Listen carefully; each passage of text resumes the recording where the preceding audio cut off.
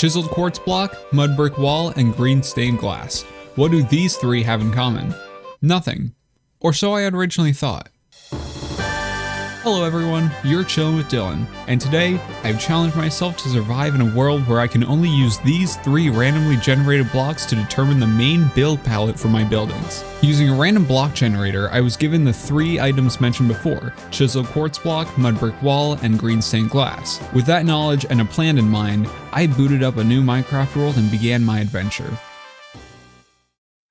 First thing I did was collect as many materials from the surrounding area as I could, because despite the spawn location looking absolutely beautiful, I had a feeling that this place wasn't for me to live in. One of the few things in the area was a village, which so graciously donated their wheat to me, and that was a major help in this project. You see, in order to get mud bricks, you need packed mud, which is crafted using 1 wheat and 1 mud block. So after I got everything I thought I needed, I booked it in a random direction, unsure of where I'd end up. Although I will be honest, I looked up the map of the seeds so that I wasn't spending hours looking for biomes I needed. Don't feel shameful, this is my world, my rules. And believe it or not, I actually was heading in the right direction. The biome I was looking for was a jungle biome, and I actually found a jungle biome I was a lot more fond of than the default one.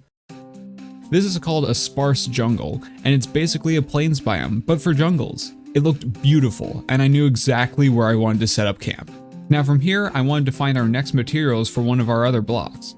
Luckily, because of Minecraft's biome generation formula, hot biomes tend to spawn next to other hot biomes, so just a few hundred blocks away was a desert separated by the Badlands. Little did I remember that the Badlands actually have cactus in the biome, but still, I wanted sand and lots of it. So I collected the materials, looted the desert temple with nothing interesting inside, and went back to camp.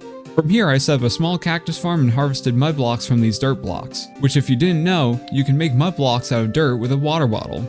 Now I'll admit, our first time was actually a pain in the neck to collect since there was no ruined portals nearby, and apparently the only lava I could find was in this lush cave. Luckily on my adventure out here, I found this super cool dripstone crater and collected some dripstone for a future lava farm. So with my limited resources, I turned all of my iron into cauldrons and very slowly collected the lava I needed for the portal. But while I was waiting for the lava to collect, I thought I would get started on the building.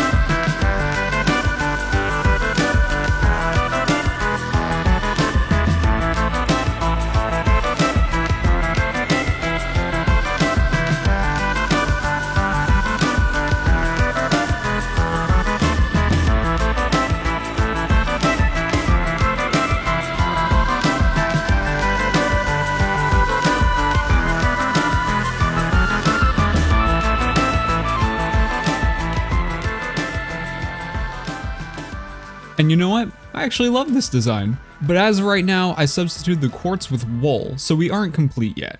I eventually collected enough lava to create a nether portal to send myself into HE double hockey sticks. At first I was unsure if this was a good spawning location, but after looking around, I was quite happy with the result. Also, look at my pro gamer skills. I know, sometimes they're just too much. After collecting enough quartz, I headed back into the overworld and finally put together the last block needed in my first ever randomized pallet build. It's not much, but if this series continues, I'll make sure to increase the intensity more and more over time. So if you enjoyed today's video, please consider subscribing and leaving a like. Despite how short this video was, it took multiple hours to record and edit it all together. Showing your support would greatly help me continue making content like this for you guys. Anyway, that's all for today. Rest easy and have a great day.